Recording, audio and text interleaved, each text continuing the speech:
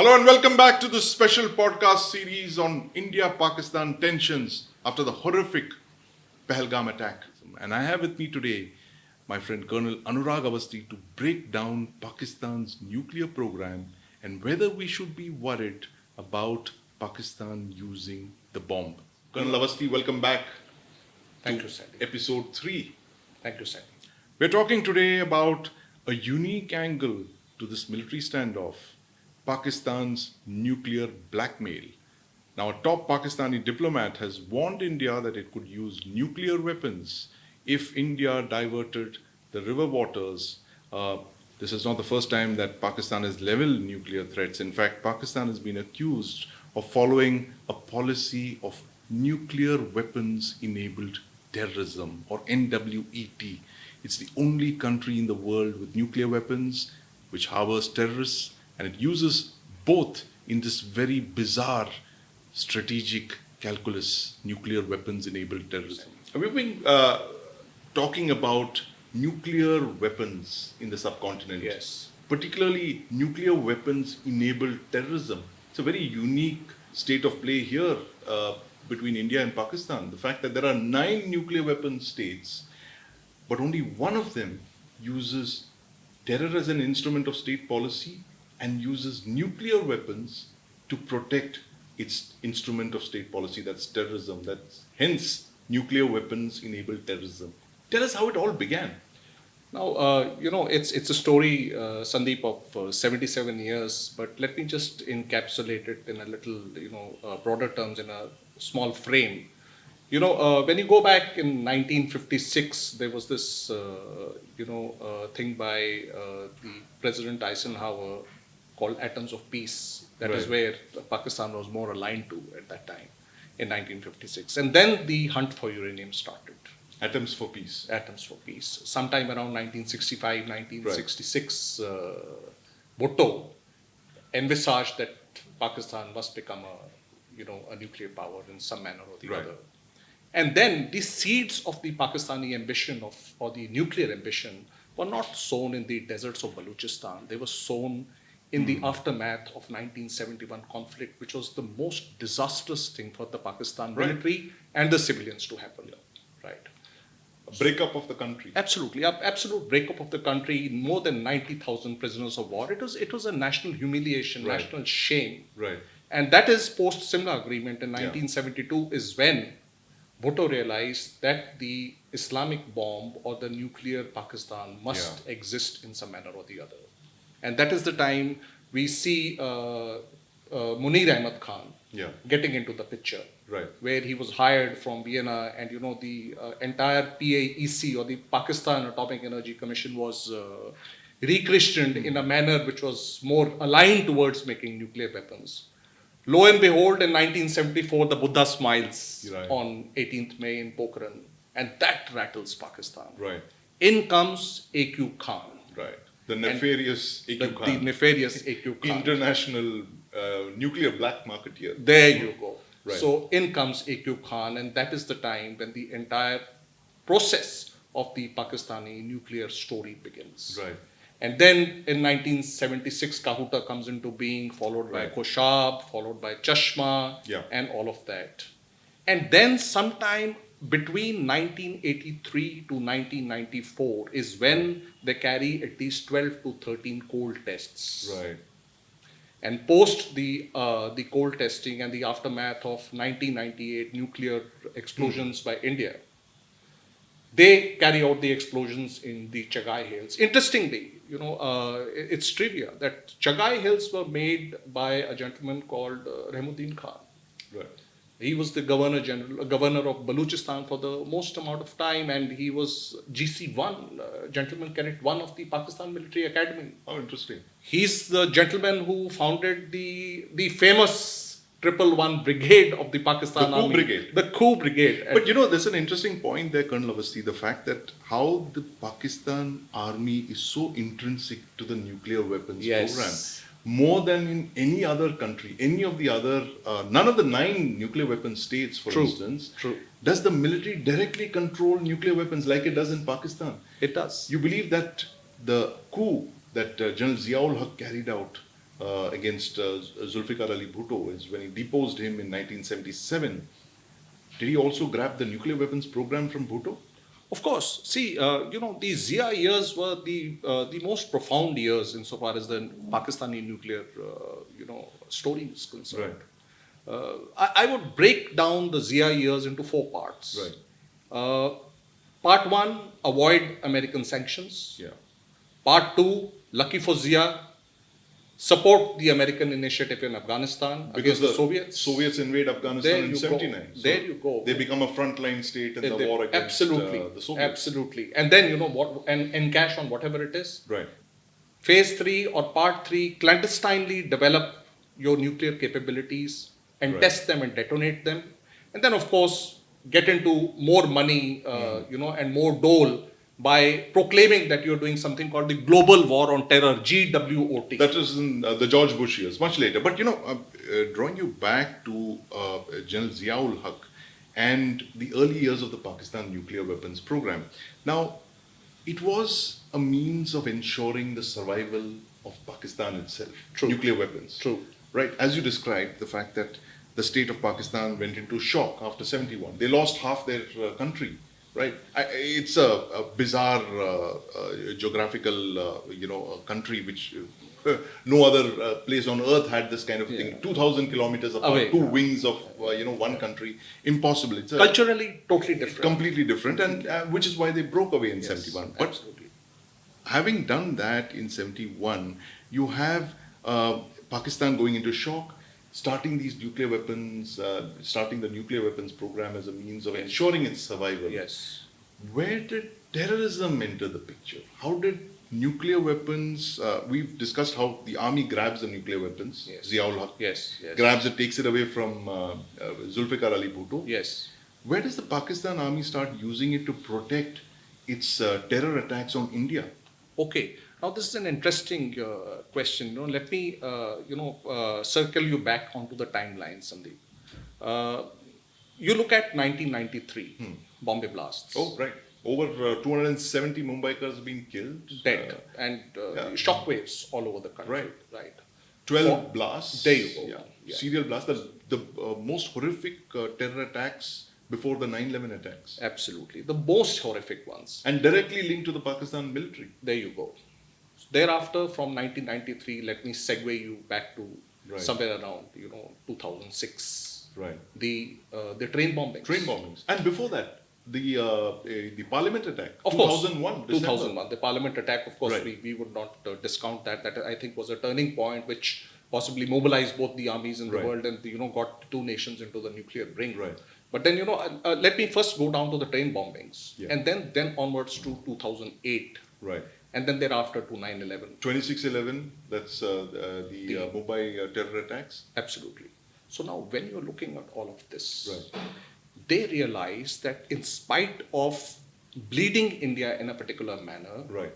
we did not respond militarily Right. in a manner which Right. was more conventional, Right. and that emboldened them. Right. So Pakistan thinks it can hold off a conventional military response like 1971 in the 1980s, but then stumbles into this thing in 1993 that That's correct. we can terrorize them, we can attack the cities, Yes. but there will not be a military response from India. They, I think so. That should be the basic game. That that's the way the Indians are going to be playing this Right. game, which I somehow do not believe. But then it's good if they believe so. Then so be it. But Right. they have demonstrated in the manner that I just mentioned to you. Nuclear weapons enabled Yeah, terrorism. you hide behind the nuclear blanket, you Right. blackmail a state which is a responsible state, Right. which says that look, I have nuclear weapons, but Yeah. I say that I don't have stated first use, Right. but I retain the second strike capability. That Yeah. is responsibility. So I'm going to take you back to Op Parakram, 2002. You were forward deployed there in the deserts of Rajasthan with your unit, and you had a very real scenario of an India-Pakistan full-scale war breaking out. And I still remember I was in South Block when General Padmanabhan made that very famous statement in the conference room. There was a press conference that he was briefing where he said that if anyone were to attack our troops, with nuclear weapons, that he would be taught such a severe lesson that his existence in whatever form would be in doubt. Absolutely. He leveled a nuclear threat. What exactly happened in Parakram? Why did we hold back? Was it the nuclear threat on both sides and the fact that you had external actors like the Americans entering it, that India and Pakistan disengaged and Musharraf kind of possibly got what he wanted as well? I personally think it is being a very responsible nation. That is the time, I think that was a litmus test of Right. the Indian polity, that was a litmus test of Indian military, that was a litmus test of Indian diplomacy. Right. And I think the decisions which were taken at the highest level, I think, were the best because we acted like a responsible state. Right. We also showed a deep resolve of doing whatever is to be done. We also understood that the future warfare would be fought with tactical nuclear weapons. Around 2002, you had the head of the Strategic Plans Division of Pakistan, General Khalid Kidwai, coming out with the red lines. Yes. Can you tell us yes. more about those, those red lines? Those famous 4 red lines, which Yeah. possibly came sometime in February or March post the Parakram, deployment. They looked at the political aspect, they look at the economic aspect, they looked at the military aspect, and they look at the domestic aspect. So, in the political aspect, they said in the domestic aspect, they said that in case India fosters some kind of an internal trouble or strife, we will use the nukes. In the military aspects, they said that in case India moves in with a conventional operation and with overwhelming superiority, breaks down or destroys a large amount of a Pakistani force, we'll use the nukes. Right. In terms of economic aspects, they said that if India strangulates us economically, we would be forced to use that. And in terms of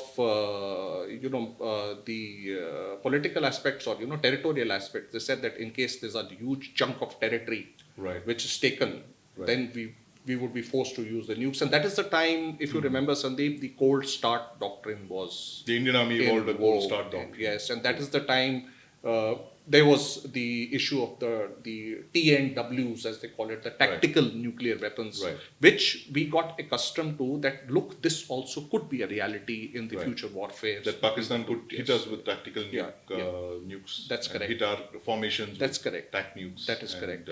So our warfighting techniques had to be evolved further in terms of the TNWs also in the backdrop, which is okay. And things have been sorted out like that in times to come. So it was a good thing. Right. But, I'm going to go 2 years before Parakram, 3 years before Parakram to Kargil. Okay. Just a year after, less than a year, in fact, after both countries tested nuclear weapons, you had Pakistan trying to grab Indian territory across the line of control. What does that tell you about deterrence between India and Pakistan and the space for conventional warfare under the nuclear overhang?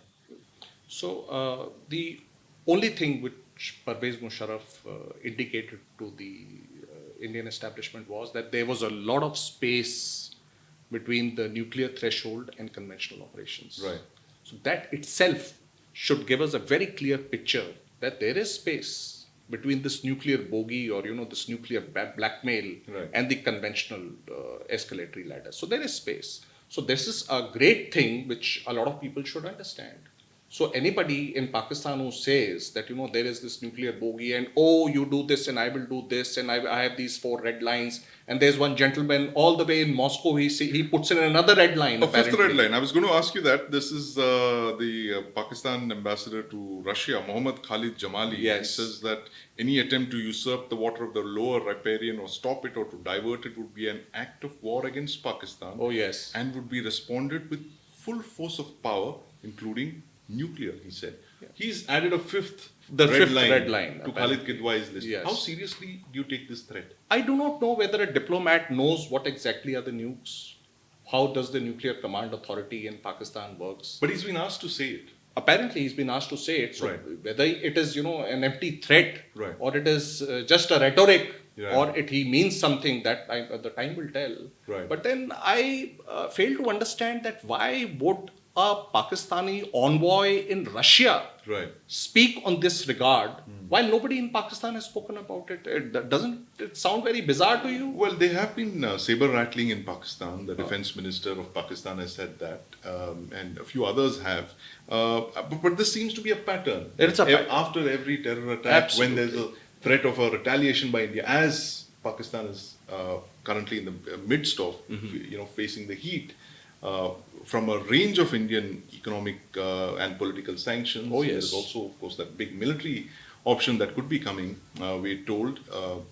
But do you believe, Colonel Awasthi, that the present government has understood what you just told us, the space below an all-out conventional war, space for military action below that? You saw what happened after the Pathankot attacks. You saw what happened after the Uri attacks in 2016, where you had cross-border surgical strikes, and of course you had the very famous 2019 Balakot bombings, where the present government seems to have understood the space for military retaliation. Absolutely. Under the nuclear threshold. Absolutely. Is this also going to be the case in 2025? Yes, it will be, because see, till we just chronicled it, right? We looked from the timeline of 1993. Right. We got it down to Kargil. Right. From Kargil, we got down to 2001 Parliament attack. Right. From 2001 Parliament attack, we got into the 2006 bombings in Right. the The the train Mumbai bombings train in bombings. Mumbai, yeah. Then we got it down to 2008 Mumbai attack. Right. And then you got it down to various other things. Till Right. the 2016 surgical strike happened. Right. And the Balakot strikes happened in 2019. This possibly has made Pakistan understand that space between that famous nuclear overhang that it keeps talking about each and every time and the conventional threshold, there is space. Right. And if there is space, India, whether it's overwhelming majority of arms, ammunition, technology, and numerics, Right. will exploit it in some manner or the other. And that is why this great rattling all over the world. That Saber rattling, nuclear saber rattling. if you call it saber, Right. I mean, I wouldn't even call it a saber. Right. But I don't understand as to why an envoy Yeah. who's from the diplomatic corps would say such a thing sitting in a third country Right. to a fourth person. Of course. But tell me this, Colonel Awasthi, you believe that the Indian military, or in fact the Indian security establishment, that's one level up, is not deterred by the Pakistani nuclear weapons? I do not think so. There are ways and means which are a part of war fighting, Right. which will ensure that the required is done. And Balakot has shown it to you. Right. The surgical strikes in 2016 have shown it to you. Right. So while you may say that you hide behind somebody and say that, oh, I've got the nuclear button with me and all of Right. that, actually, if you go deeper into the subject, you would realize that somewhere down the line, the Pakistani establishment also has had a paranoia, not only of the Indian, the Indian oversight on the Pakistani establishment insofar as the nuclear overhang is concerned. They have a paranoia of even the United States looking at these strategic assets, because Denuclearizing them? Is that the fear that they have? them, because see, you see the political landscape Right. in Pakistan. You look at the the Nuclear Command Authority. You look Right. at the DCC, ECC, and all of that, which is most academic in origin. But there are non-state actors. Right. So this non-state actors are a little bit of a threat to everybody in the world. Right. And you look at Pakistan is the only Islamic country which has the nuclear weapons and the Yes. modes of delivery. Absolutely. There's nobody else. Both missiles and fighter aircraft. There you go. But what's the future of these, this strategy that Pakistan has evolved? How do you think it's going to, evolve in the coming years? Given the fact that it's literally broke, it's living from hand to handout, it has no economy. The only thing that Pakistan has possibly produced of world standing are the nuclear weapons, right?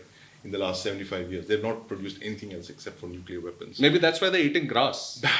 as Bhutto said, that we'll eat grass, but we'll produce nuclear weapons. There you go. They've produced nuclear weapons and now they're eating grass. But what's the future of these nuclear weapons? Do you think that Pakistan is going to use it, or should I say, the Pakistan army is going to use these nukes to get some kind of, strategic benefits? They're a very transactional kind of deep state in Pakistan. They're always ready to cut deals, right, with the United States, with Saudi Arabia, with China. What's the future of the Pakistan nuclear weapons deterrent, do you think? See, I'm not a Mandarin, and I'm not a a nuclear strategist, Right. so to say. But I do not think that Pakistan has Yeah. the wherewithal to start cutting ice and on the nuclear overhang. Right. That one. The second part is why it doesn't have it is because it doesn't have neither the economic might, Right. nor the political might, nor the military might. So while it may have a great fusion of the uniform and the civilians Right. into the famous nuclear command authority Yeah. or whatever they call it, there is always a Chinese hand possibly which would guide the outcomes of what they think and what they do. Right. Somewhere, and if you go back, when you look at the old times, and you look at the initial part of their missile arsenals of Yes. those M9s and Right. M11s and how they got it, Yes. they're the old Dongfengs actually. Right, the Dongfengs and plus they've also got Chinese blueprints and they've got Yeah, China to absolutely. test the nuclear weapons. Yes, there you As go. Imagine blueprint there's as somebody that. else who's But, testing so that. your point is well made. The fact is that they're rapidly running out of options when it Yes. comes to the nuclear arsenal and they're kind of painted themselves into a corner. Yes. But, my last question to you would be, of course, is this a credible threat, what they've made now with nuclear weapons? Is there going to be war? Is that going to escalate into nuclear weapons exchange, God forbid? God forbid, but see, Sandeep, I will tell you that everything in the world always has a tipping point. Right. Let me, segue you back to the First World War. Why it started? A single round.